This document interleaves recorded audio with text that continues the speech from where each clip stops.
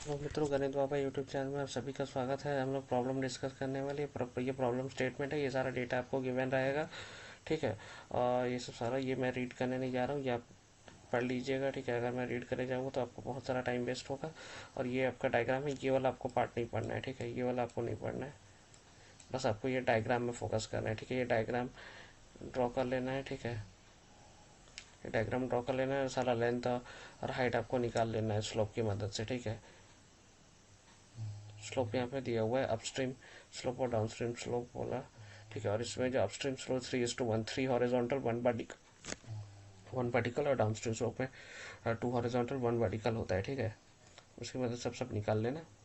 अब आते हैं, अब एक चीज़ मैं आपको बताना चाहता हूँ कि लेंथ ऑफ ए बी, एक मिनट, जो ए बी का जो लेंथ होता है, मतलब ये वाला लेंथ जो होता है, ये 0.3 टाइम्स ऑफ एच बी का लेंथ होता है। एच बी हमारा ये वाला लेंथ है, ठीक है। जैसे यहाँ पे लिखा हुआ है 0.3 into H B equal to 17.5। H B का लेंथ हमारा कितना है, ये 58.5। 58 से 0.3 को मल्टीप्लाई करने से 17.5 आएगा, ठीक है। ये वाला बस आप ध्यान रखना, ये वाला बस। उसके बाद आपको ये फार्मूला पता होना चाहिए, under root of X square plus Y square equal to X plus S, इस एक्स प्लस एस, ठीक है। एक्स और वाई का वैल्यू निकालना है, तो एक्स और वाई हमारा क्या होगा वो मैं आपको बता देता हूँ। इनिशियली हम लोग जो ये एफ है, एफ को हम लोग अपना ओरिजिन कंसिडर करते हैं। ओरिजिन मतलब एफ हमारा यहाँ पे पैराबोला का फोकस है, उसको हम लोग ओरिजिन कंसिडर करके हम लोग ए से एफ के बीच का डिस्टेंस निकालते हैं। ए से जो एफ के बीच का जो ये डिस्टेंस है, ये हमारा 48.5 है। और एच जी जो हाइट है वो हमारा 19.5, मतलब कि ए से यहाँ तक का जो डिस्टेंस हाइट है वो एच जी के इक्वल होगा, तो वो 19.5 होगा, तो वही वाला है।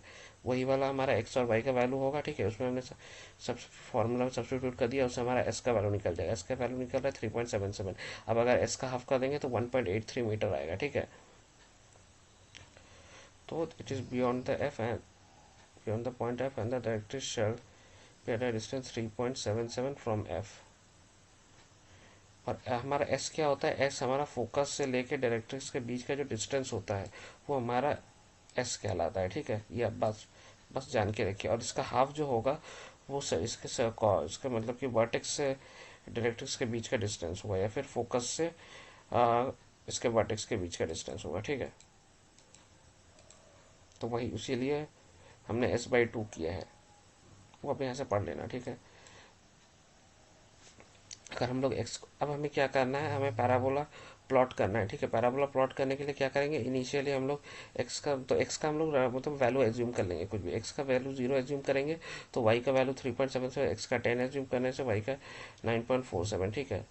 आपको एक्स का वैल्यू 0 से 48.5 के बीच में चूज करना है, क्योंकि हमें पैराबोला क्या करना है, यहाँ पे ड्रॉ करना है। मतलब जीरो, ये हमारा जीरो है, एफ एफ हमारा जीरो है, तो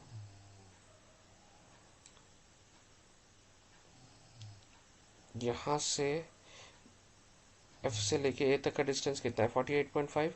तो पैराबोला इसके बीच लाई करेगा, इसीलिए हमें एक्स का वैल्यू 0 से 48.5 के बीच चूज करना है। कोई भी वैल्यू चूज कीजिए, उसके करस्पॉन्डिंग वाई का वैल्यू निकालिए और टेबल बना के पहले उसको पुट दिखा दीजिए, ठीक है।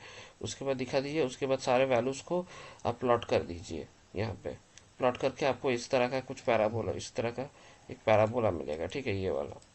एग्ज़ाम में शायद सर ने बोला था कि ये आप मैनुअली कर लेना, मतलब कि आपको ग्राफ में प्लॉट करने की ज़रूरत नहीं, आप हैंड से ही ड्रॉ कर लेना, ठीक है।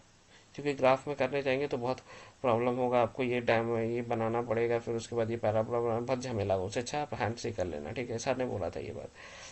ये हो गया। उसके बाद आपको क्या करना है, आपको डिस्चार्ज का वैल्यू, डिस्चार्ज का वैल्यू कैसे निकालें। डिस्चार्ज का फॉर्मूला होता है के इंटू एस। तो के का वैल्यू है 5 × 10⁶, ये हमारा डेटा में गिवन था, मल्टीप्लाइड बाई 3.77। एस का वैल्यू है ये हमारा, दोनों को मल्टीप्लाई कर देंगे, आपका 1.88 इंटू 10⁵ आ जाएगा। तो ये हमारा आंसर, रिक्वायर्ड आंसर है। Thank you and have a great day. I hope आपको समझ में आया। अगर समझ में नहीं आया तो आप कल मेरे को कॉलेज में पूछ सकते हैं, कॉलेज में नहीं पूछ सकते तो आप मुझे मैसेज कर दीजिएगा, मैं मैसेज का रिप्लाई कर दूंगा आपका। Thank you and have a great day.